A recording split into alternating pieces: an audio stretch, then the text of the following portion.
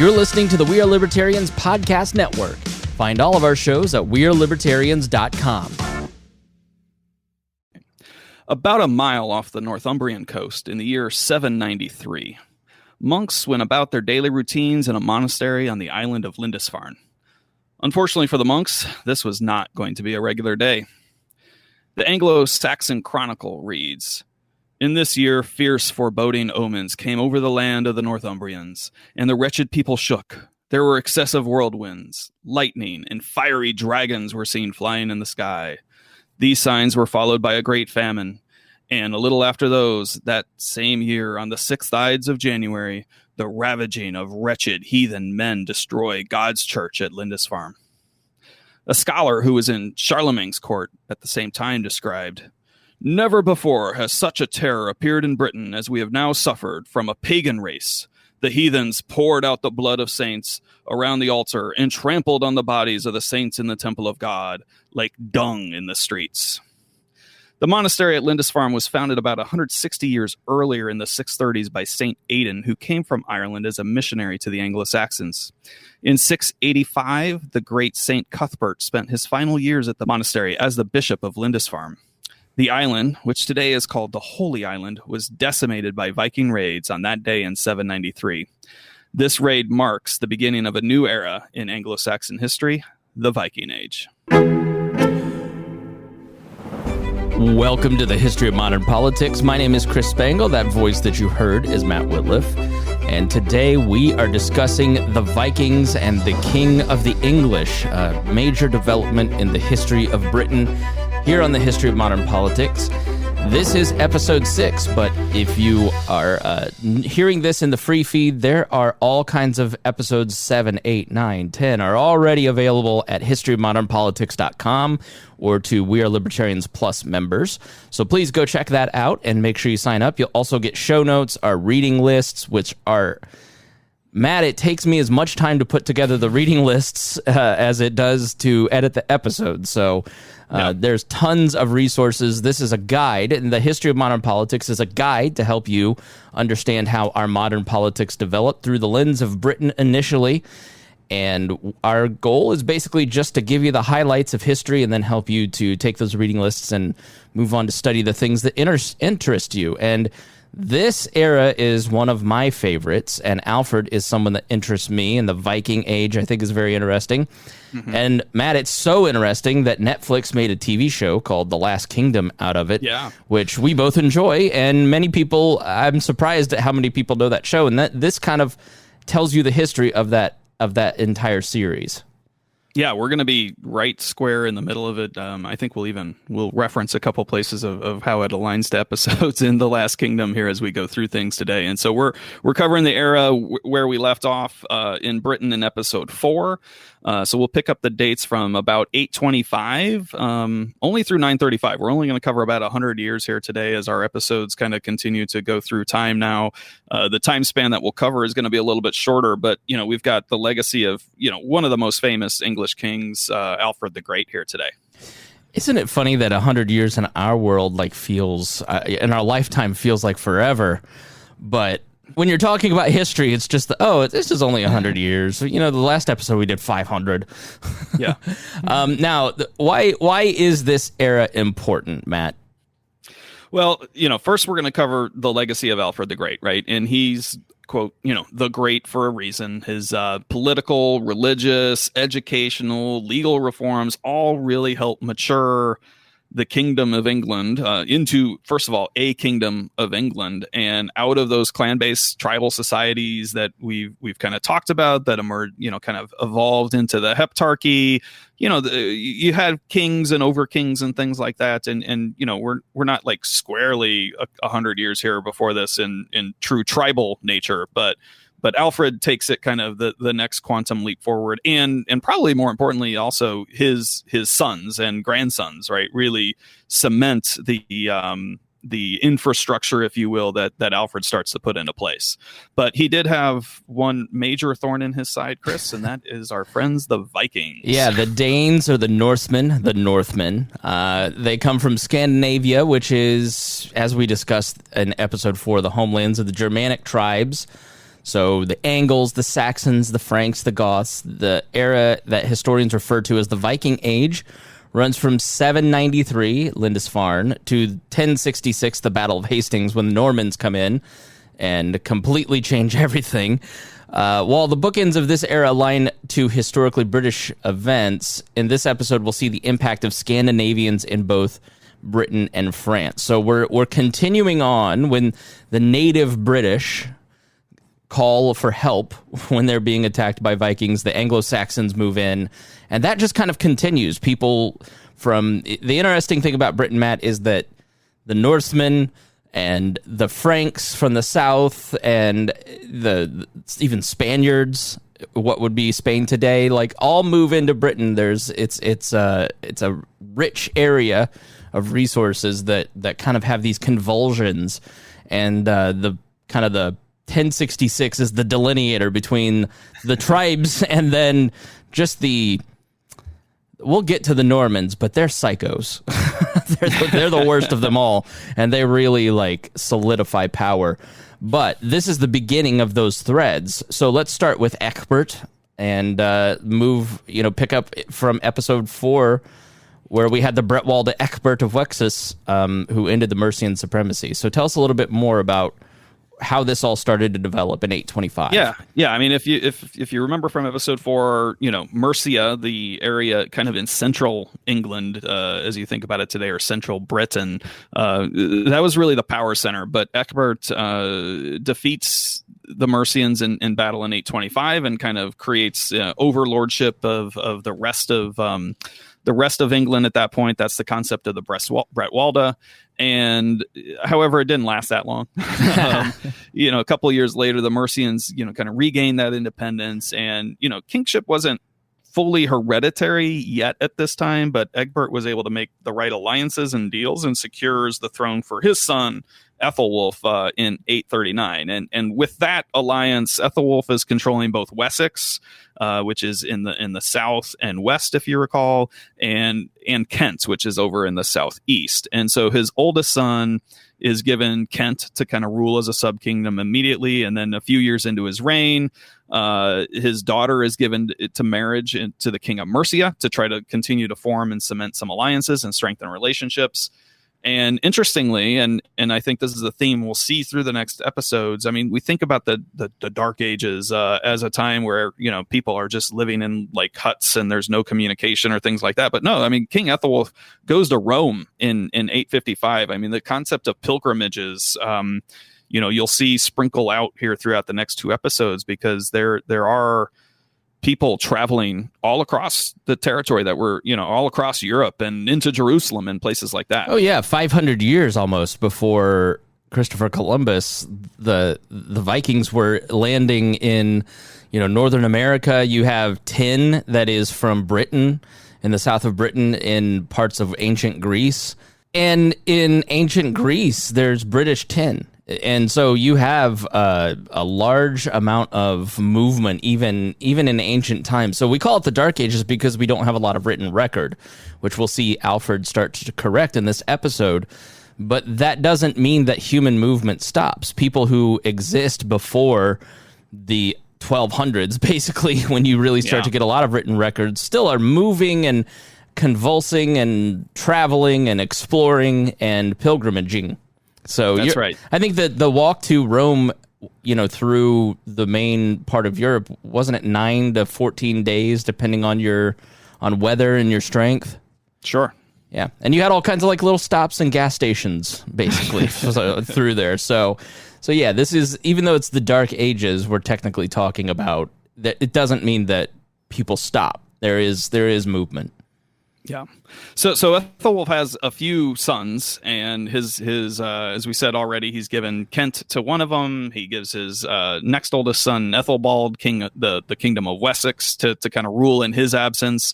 And by this time, I think the oldest is dead. So Ethelbert, another son, or Barrett is taken as king of Kent. So he had 2 other younger sons who had actually already been to Rome and spent some of their childhood growing up there. And so this, again, that connection between England and Rome and the Pope and all that is already established. And when Ethelwulf returns to England, Ethelbald refuses to relinquish Wessex, and that causes we're on the brink of civil war. So he goes ahead and gives up the western part to Ethelbald. He kind of sits in the central part, and Ethelbert has the southeast. And when he dies, this all puts Wessex and Kent back into the control of Ethelbert because, the other son has died. Now we're ready to hit the events of episode 3 of season 1 of The Last Kingdom with Ethelbert ruling until his death of 865. And now we've got to figure out who's going to be the next king. So none of Ethelwulf's sons so far had any children. So the next oldest, Ethelred, is selected as the next king. Now he dies in 871, which puts us into the Last Kingdom, like Matt said. And unlike the TV show, there was not a question of succession. There was no other male heirs to make a claim. So the crown passed to Alfred easily. So always be careful. Like, I don't know, but when I watch these shows, I'm always Googling the history. And the Last Kingdom is fairly terrible when it comes to true history. So the crown passes to Alfred. He's the 5th and the youngest son of Ethelwulf, who should be called the Father of Kings or something. Yeah. And go ahead. Go ahead. No, go ahead. Yeah, I was just going to say, so once you start the reign of Alfred the Great, if you've watched that, from our opening, the number one issue facing Alfred's reign is the Vikings. And there's a lot of challenges in this period, and the Vikings are one of them. They're called the Great Heathen Army. There is not to plug an other podcast, but HistoryHit.tv has a lot of great podcasts, and they just did a great episode on the Great Heathen Army, which I would recommend, and I'll put in the show notes. But the Viking raids start in the last 700s again, and as noted in the opening, continued well into the 800s, growing in size and scale. And the threat under Ethelwulf and his first 2 successors was limited to raiding and occasional battles. They'd go into churches and they'd steal the wealth that were concentrated in churches mostly. But in 865, the Vikings, referred to the Danes, which encompassed Danes, Swedes, and Norwegians, raised a large army with the intent on settling in Britain. Now, there weren't towns, right? So when we mention Kent, that's in the bottom right of England for the most part. And that's where most of the power was. But, the city of London was still very small. It was less than 5,000 people at this time. So they want to settle in where you can grow food. And that's what they're trying to invade. According to some legends, the army was led by 4 brothers in a response to the execution of their father by a Northumbrian king. Think England up towards Scotland. From 865 until 878, the Danes were largely successful and gained territory and treasure. Now, Alfred's forces defeated them, Matt, at the Battle of Edington in 878 under the Treaty of Wedmore. Wedmore, yeah. Wedmore. The Danes agreed to stay out of Wessex, and their leader, Guthrum, converted to Christianity.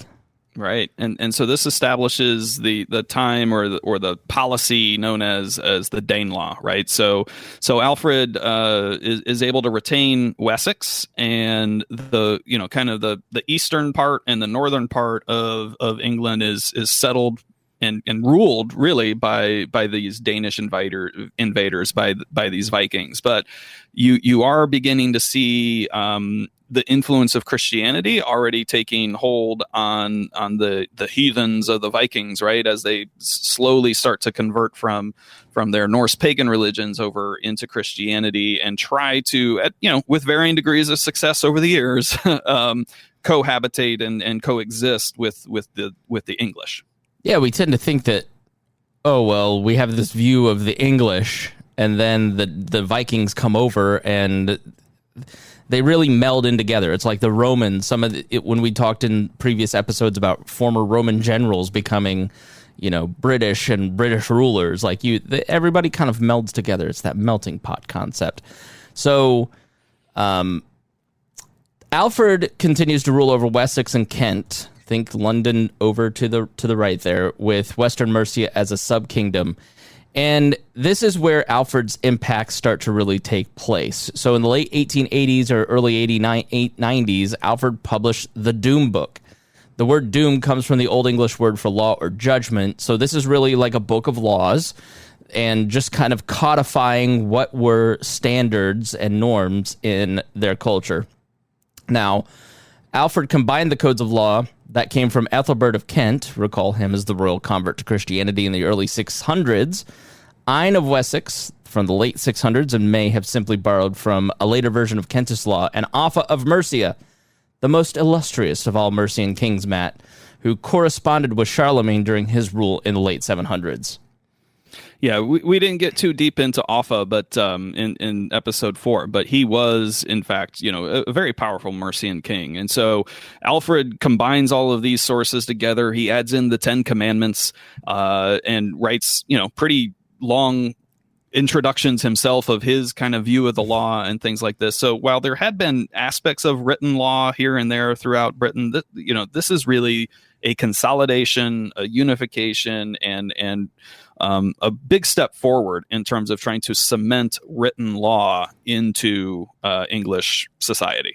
Yeah, and he put a great value on the notion of justice, and he practiced what he preached when it came to the dispensation of justice and oversight of those who perform justice outside of his court. There's a great book that I highly recommend called Blood Feud, because while we're talking about Vikings, like, invasions always get the most conversation because that was a terrifying thing for the people of the time. So it's what's written about a lot. But for the people living at the time, the more immediate threat was blood feuds. So we've talked about this before, but you're still in a society where you're talking hundreds of people living in a village. You're not talking about cities of tens of thousands.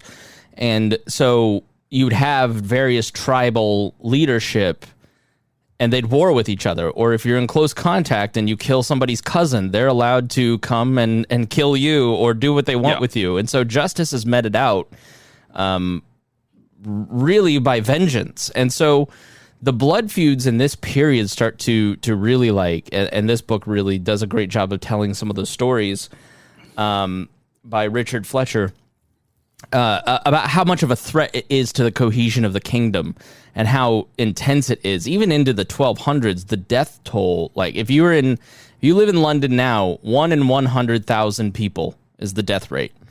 In the 1200s, which is almost double, like, we're in the 800s, the death rate was 50 out of 1,000. In London, it was 100 out of 100,000. So your death rate is incredibly high, and violence is incredibly high, and Alfred sees this as a threat and starts to really consolidate the law to administer justice as a way of diffusing the vengeance policies of tribal government and trying to make it more fair, because just because you think Matt killed my cousin, it doesn't mean that Matt did kill my cousin, right? That's right.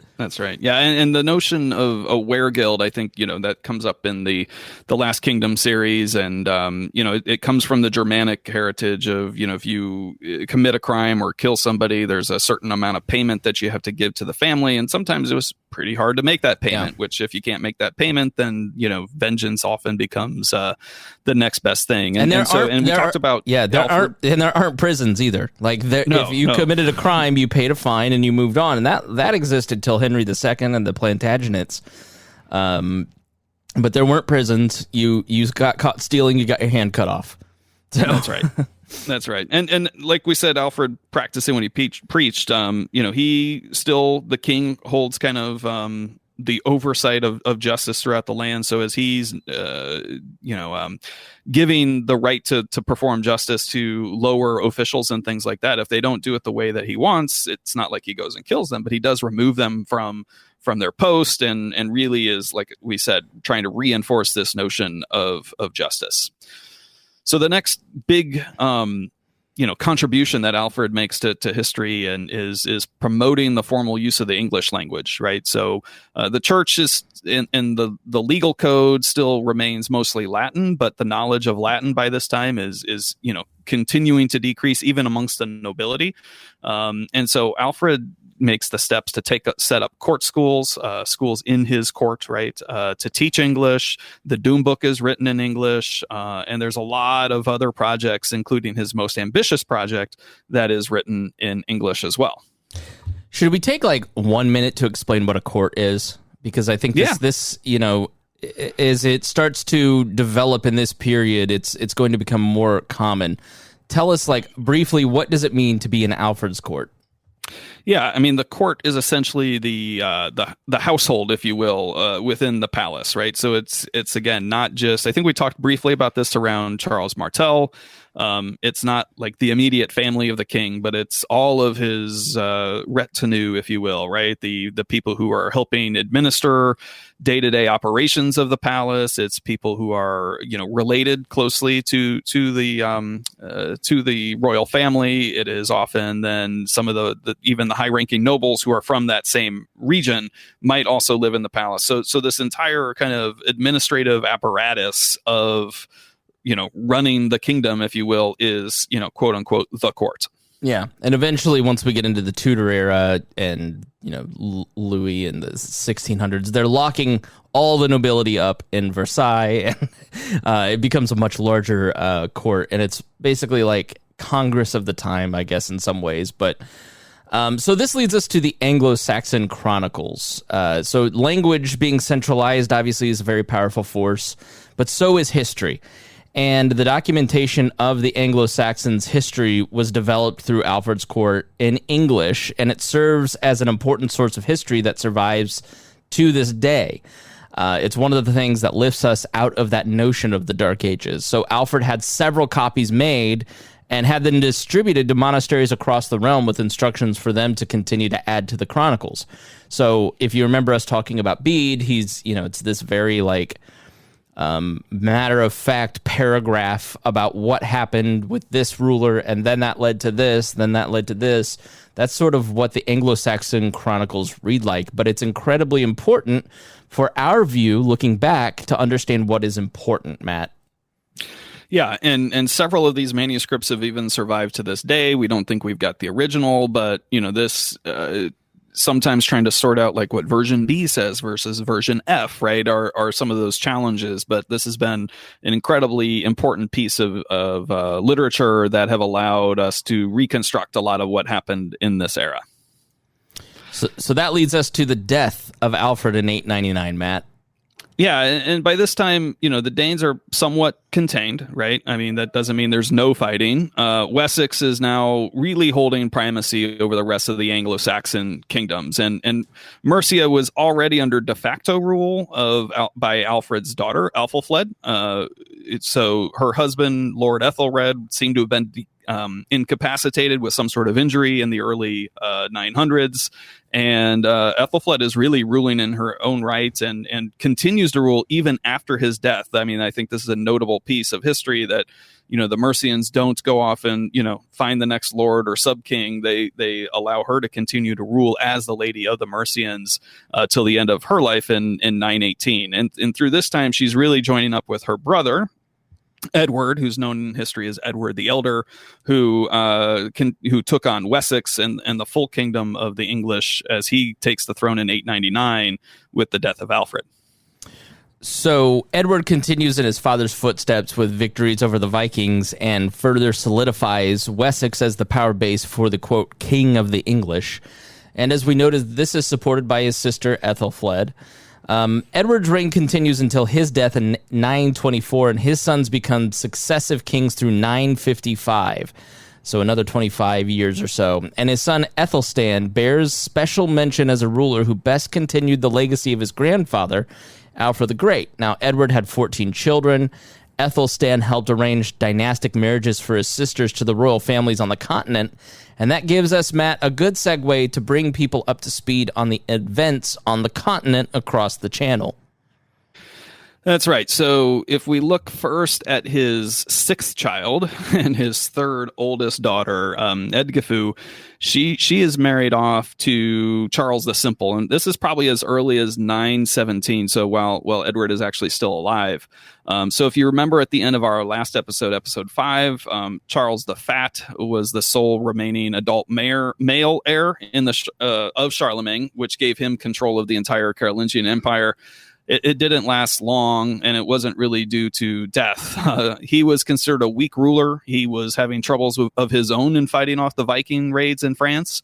and seemed to have probably suffered from some ongoing illnesses. So a coup was led against him in 887, which was just 2 years after we left off in the end of last episode when he had the consolidation of the empire. So it's just far too much detail to get into this episode to explain all the various power grabs that were going on. But initially, the empire gets split into 5 separate kingdoms, which were not really ever reunited again until the age and conquests of Napoleon. Yeah, which is late 1700s. Yeah, and if you now remember, Charles the Fat at that time was the only adult male heir remaining alive in 885, but there was another, and his name was also Charles, because, everybody needs to be named Charles or Louis in France. Much like William, Edward, and Henry in England. Yeah. So he goes on to be known as Charles the Simple, and the epithet simple best translates like he was straightforward, not necessarily simple-minded. And he was born in 879 to the West Frankian king Louis the Stammerer. When Charles the Fat is exiled, the West Franks elect the Count of Paris named Odo to the throne, and he rules for 10 years until his death, and then finally Charles the Simple is deemed to be old enough and becomes king. Yeah, and during his early rule, he added please help me with this name. Lotharingia. Yes, to West Francia through the support of their noblemen. Now, at around the same time, he made an arrangement with a Viking invader named Rollo. You may have heard of Rollo because he was a great figure in history. Rollo was granted the Duchy of Normandy in return for his fealty and conversion to Christianity, and he took a Frankish daughter, Gisela, who may have been a younger daughter of Charles the Simple, as a wife in negotiations. When his first wife died without a male heir in 917, he married Edgifu, who bore him a son named Louis. Now, however, Charles became unpopular and lost the support of his nobles, and he fought against rebels, lost, was imprisoned, and died 6 years later in 929. Edgifu and young Louis fled to Wessex and to the court of Edward. And so the next daughter of Edward to discuss is Ealhid, who married Hugh, the Count of Paris. And Hugh was the son of Robert, who was the brother of King Odo of West Francia, who we briefly discussed. And Robert has been given the title Duke of the Franks due to his military prowess and importance. Now recall, this was the title that Charles Martel took to signify his power over the Franks in the Merovingian times. And then after Charles the Simple was deposed, Robert was elected king, but ruled for only a year before his death in battle in 923. These guys die and turn over so quick. That's why the guys who rule for like 40 years, they make an impact. Hugh was offered the crown at age 25, but passed it to Rudolph, the husband of his sister. And Hugh married Edhild in 926. He continued to amass power, land, and riches, though they do not have any children. So Rudolph died in 936, and we'll pick up that story next time. So finally, talk about the next child. Yes, please pronounce that name. The next daughter of Edward, the youngest, is Edgith, and she's married off to a gentleman named Otto. So when Charles the Fat was deposed of his rule, East Francia initially goes to Arnulf, who helped lead the coup, or really led the coup against Charles the Fat. Now, he was an illegitimate son of one of the other popular names that we ran into, Carloman, one of the Carlomans in our last episode. And we'll skip past all the details. And eventually there's a man named Henry the Fowler, who's elected king of East Francia in 919. I'd love to know what type of fouling he did. Like, Henry the Fowler is the worst name we've. Charles the Simple's bad, but the Fowler is even worse. So he's elected king of East Francia in 919. Otto was born to Henry a few years earlier in 912, which is the same year in which Henry inherited the Duke of Saxony. So by 930, Edgith is married off to Otto, and he is now the heir apparent to East Francia, right? So if we kind of take a step back now, in the year 935, we've got Ethelstan, grandson of Alfred the Great. He's king of the English, including the lands of the Danelaw, which are loyal to him. Louis, son of Charles and Ethelstan's sister Edgifu, are in exile in Wessex, but he's potentially an heir apparent to the throne of West Francia. Ethelstan's next sister is married to the second most powerful man in West Francia. This is Hugh that we just talked about, who in history is referred to as Hugh the Great. And his other sister, Edgith, is married to the heir of the throne of East Francia. So I think it's really interesting to start to see these dynastic marriages. And now we're having increasing talks of things like counts and dukes and things like that, which, these are terms that everybody's heard. But we really haven't established what this all means yet to kind of, bring it all home. So to do that, Chris, let's take a quick detour to wrap this episode up with some basic concepts of feudalism. Yeah, because you see the changing, the power dynamics are starting to form that we will see for the next basically 1,000 years through the count system and feudalism. And feudalism in its various forms usually emerged in locations as a result of the decentralization of an empire. So, especially in the Carolingian Empire in the 8th century AD, it lacked the bureaucratic infrastructure necessary to support cavalry without allocating land to those mounted troops. So, mounted soldiers began to secure a system of hereditary rule over their allocated land, and their power over the territory came to encompass the social, political, judicial, and economic spheres. It's not surprising that the person with the most powerful military force in a locality gets to control everything. However, once the infrastructure to maintain unitary power was reestablished, as with the European monarchies, feudalism began to yield this new power structure, and it eventually disappeared. So, as kings would move in and say, I'm in charge now, you start to see the breakdown of feudalism. Yeah, that's right. And again, no surprise that it kind of starts in the Carolingian Empire, in the territory known as France. The strongest elements of the tie back to the Roman systems were resident here in France and the Frankish kingdom. And so even some of that goes back to the notions of, I think we've mentioned the word federati, right? When the Germanic tribes were moving into Rome in the late Western Roman Empire, to try to appease them, they would give them grants of land and in return provide military service. And so this concept of the back and forth between I'll give you land, you give me military service is really the foundational element for the notion of feudalism. Yeah, I mean, way back in episode 1, we talked a lot about, in the beginnings of the Roman system, the client system. So we're going to focus more on the titles and kind of break down what some of these mean, because we mentioned counts and earls and things like that, because that's kind of foundational to the understanding of feudalism. We'll dig into more how feudalism shaped the legal system later on, but the key concept to understand is that it describes the general system and societal structure of the period. So at a high level, the king would grant lands to nobles in return for that loyalty, military service, and some form of tribute. So that client patronage system that we talked about. So in turn, the nobility may further subdivide land to lower vassals who may have their own arrangement. So they lease the land from the king and then they sublease it to somebody else. So at the bottom of this hierarchy would be the serfs or peasants. Now this is all really important because that caste system essentially in England, that really still somewhat exists. Class, it's breaking down now in the 20th century, 21st century, but the position that you held in society was really, really important. And people are constantly fighting for land and position in England. So some of the titles of nobility would depend on the size or nature of their land or their fief. So it's worth noting that some of the land ownership had already evolved and aligned to this model, but in other cases, it followed this notion of being a fief more explicitly. So, Matt, talk about some of these titles.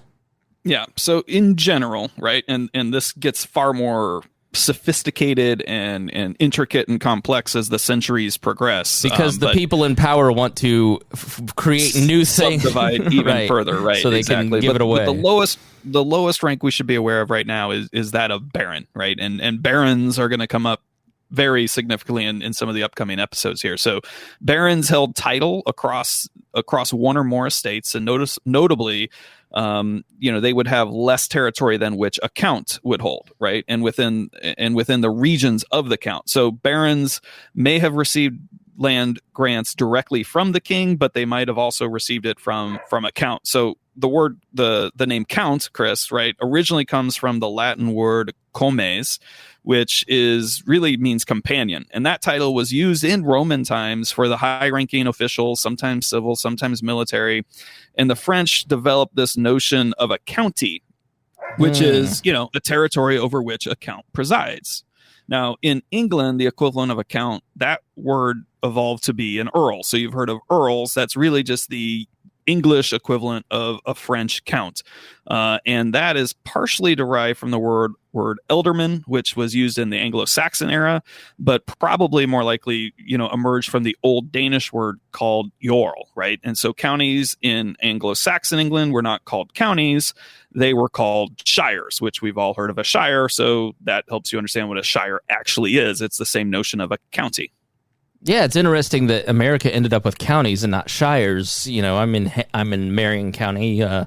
It's sort of interesting how that developed. So the last for today is the Duke. A Duke is sometimes, but not always, a member of the royal family and may rule over a duchy. Now, a duchy in some cases has a degree of sovereignty. A duke comes from the Latin dux, which dates back to the Roman Republic and was expanded as a key role in Diocletian's reforms, where the title was given to the military leader of a province. That's right. And we just mentioned Hugh taking on the title Duke of the Franks and Charles Martel taking the title of Duke of the Franks. Like, those were not through land grants. That was really through their military power taking the title of Duke. But as, again, we'll see over coming episodes, and generally speaking, when we start talking about Duke of this, Duke of that, it means they're ruling over a duchy, right? Which is somewhat of an independent subkingdom of a larger kingdom, or in some cases, it's essentially the same thing as a sovereign kingdom, except that has not yet converted to Christianity. So the ruler has not been anointed or crowned or blessed and endorsed by the Pope to be worthy of receiving the title king. And where do women fit in all this? Well, you heard that you were part of negotiations. They were not part of this power structure, but they did wield immense power in both their influence over the people that they ruled with, and also as, just basically merging powers, merging these dukedoms, merging these counts and earldoms. Yeah. And we will see, thankfully, some very interesting and powerful women who wield some significant influence behind the scenes, some incredibly politically savvy. And so we will certainly highlight some of those amazing women as we go through the next few episodes. Well, really, all the rest of the episodes. So that's it for today, Chris. All right. Well, it was great to catch up and talk to you today. Thank you so much for listening to the History of Modern Politics. We appreciate you being here. If you enjoy the show, please spread the word, and we will see you again in 2 weeks.